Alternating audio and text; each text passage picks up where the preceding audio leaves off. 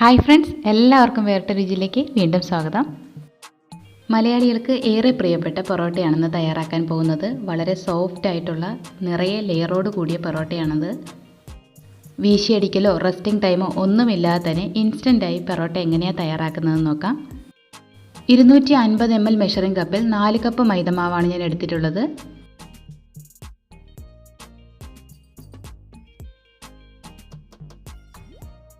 ആവശ്യത്തിന് ഉപ്പ് ചേർത്ത് കൊടുക്കാം. ഇതിപ്പോൾ 1/2 ടീസ്പൂൺ ഉപ്പാണ് ഞാൻ ചേർത്ത് കൊടുത്തിട്ടുള്ളത്. ഇതിലേക്ക് 1 ടീസ്പൂൺ പഞ്ചസാര ചേർത്ത് കൊടുക്കാം. 1/4 ടീസ്പൂൺ ബേക്കിംഗ് സോഡ ഇട്ട് കൊടുക്കാം.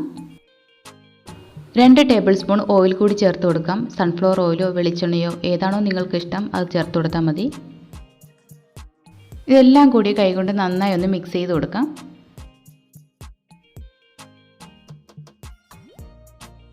ഇതിലേക്ക് ഒരു കോഴിമുട്ട കൂടി പൊട്ടിച്ചൊഴിക്കുന്നുണ്ട്. വെജിറ്റേറിയൻസ് ആണെങ്കിൽ മുട്ട ഒഴിവാക്കാം, യാതൊരു കുഴപ്പവുമില്ല. ഇനി ഇത് കൈകൊണ്ട് നന്നായി മാവിലേക്ക് മിക്സ് ചെയ്ത് കൊടുക്കാം.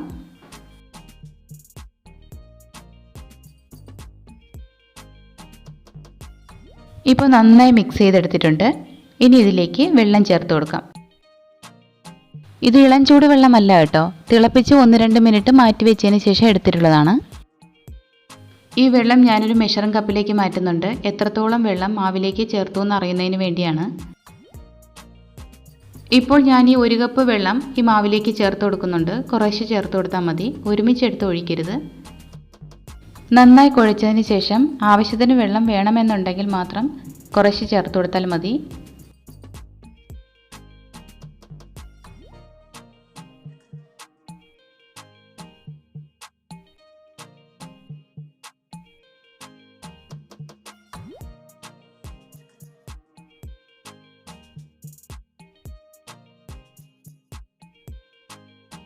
ഇപ്പോൾ എല്ലാം കൂടി ഞാനൊരു 1.5 കപ്പ് വെള്ളമാണ് ചേർത്ത് കൊടുത്തിട്ടുള്ളത്.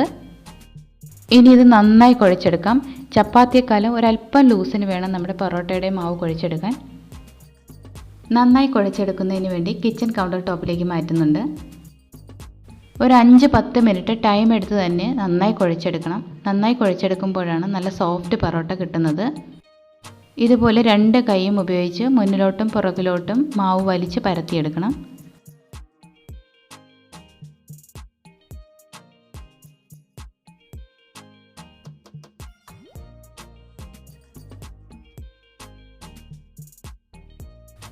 ഇപ്പോൾ മാവ് നല്ല സോഫ്റ്റ് ആയിട്ടുണ്ട്. ഇതുപോലെ ഈ ഒരു പരുവത്തിൽ വേണം മാവ് കിട്ടേണ്ടത്.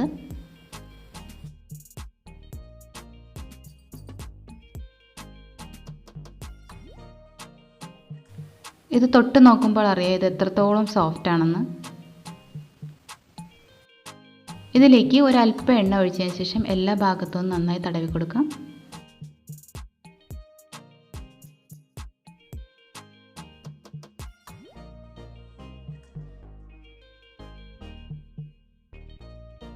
കണ്ടില്ലേ, വളരെ സോഫ്റ്റ് ആയിട്ടാണ് മാവ് കിട്ടിയിട്ടുള്ളത്. ഇനി ഇത് റെസ്റ്റ് ചെയ്യാനൊന്നും വെക്കുന്നില്ല. കുറേശ്ശെ മാവെടുത്ത് ഓരോ ബോളുകളായി മാറ്റുന്നുണ്ട്.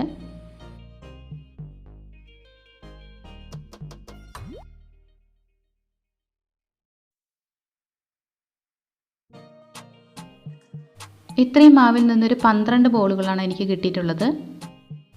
ഓരോന്നും നന്നായി ഒന്ന് ഉരുട്ടി കൊടുത്ത് ബോളിൻ്റെ ഷേപ്പിലാക്കാം. ഓരോ ബോളായി എടുത്ത് 2 വിരലുകൾക്കിടയിലൂടെ മാവ് ഉള്ളിലേക്ക് മടക്കി വെച്ച് കൊടുക്കണം. ഈ രീതിയിൽ മാവ് ഉള്ളിലേക്ക് മടക്കി വെച്ച് കൊടുത്താൽ മതി.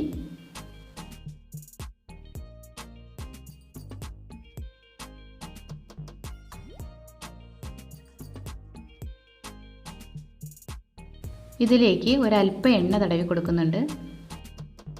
ഇതുപോലെ എല്ലാം തയ്യാറാക്കിയെടുക്കാം.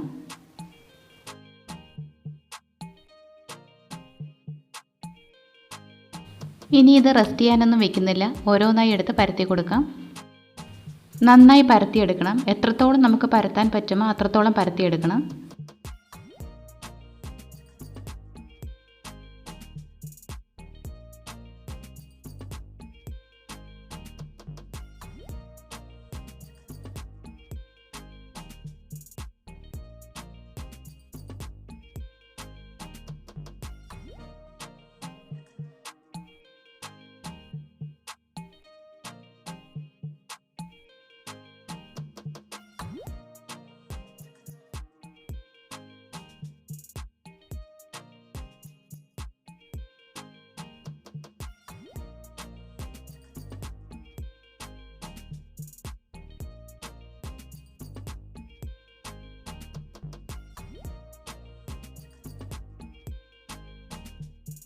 നന്നായി തിൻ ഷീറ്റാക്കി പരത്തിയെടുക്കണം. ഷീറ്റിൻ്റെ അറ്റത്ത് പിടിച്ച് പതിയെ വലിച്ചു നീട്ടിയാൽ മതി. എത്രത്തോളം വലിച്ചു നീട്ടാൻ പറ്റും അത്രത്തോളം വലിച്ചു നീട്ടണം. ഷീറ്റ് ചെറുതായി പൊട്ടിപ്പോയാലൊന്നും യാതൊരു പ്രശ്നവുമില്ല.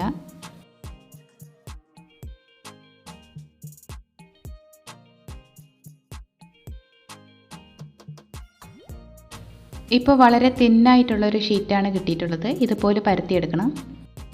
ഇതിലേക്ക് ഒരല്പം ഓയിൽ ഒഴിച്ചതിന് ശേഷം എല്ലാ ഭാഗത്തേക്കും സ്പ്രെഡ് ചെയ്ത് കൊടുക്കാം.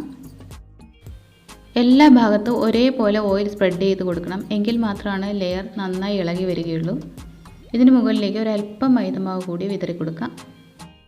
ഇനി ഈ ഷീറ്റിൻ്റെ രണ്ടറ്റത്ത് പിടിച്ചതിന് ശേഷം മുന്നിലേക്കും പുറകിലേക്കും മടക്കി കൊടുക്കണം. സാരിക്ക് പ്ലീറ്റ്സ് ഞൊറിഞ്ഞെടുക്കുന്നത് പോലെ എടുത്താൽ മതി. പൊറോട്ടയ്ക്ക് നിറയെ ലെയർ കിട്ടുന്നത് ഈ രീതിയിൽ മടക്കിയെടുക്കുമ്പോഴാണ്.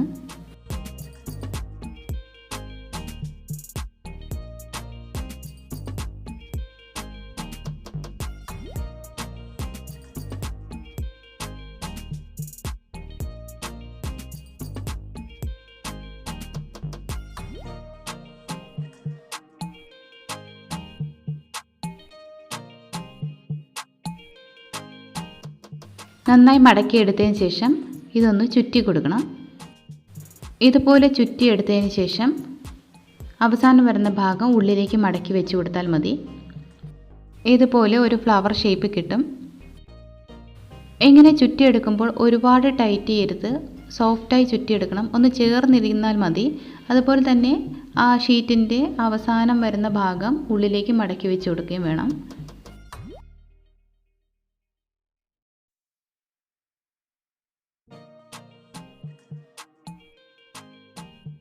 ഇവിടെ ഞാനിപ്പോൾ മുഴുവനും ചുറ്റിയെടുത്തിട്ടുണ്ട്. ഇനി ഇത് പരത്തിയെടുക്കാം.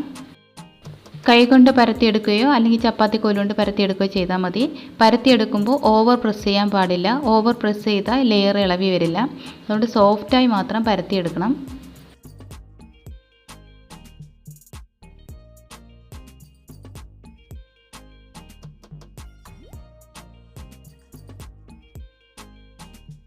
ഇനി ഇത് ചുട്ടെടുക്കാം.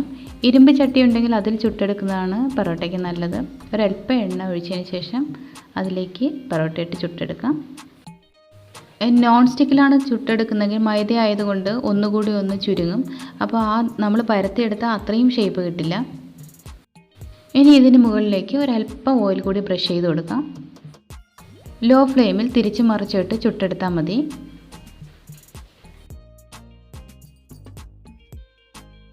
ഇതിലേക്ക് ഒരുപാട് ഓയിലൊന്നും ഉപയോഗിച്ചിട്ടില്ല. ഹെൽത്തി ആയിട്ടുള്ള പൊറോട്ടയാണ് തയ്യാറാക്കിയിട്ടുള്ളത്. 3-4 എണ്ണം ചുട്ടെടുത്തതിന് ശേഷം ആ ചൂടോട് കൂടി അടിച്ചെടുക്കണം. 2 കൈ ഉപയോഗിച്ച് നന്നായി അടിച്ചെടുക്കണം.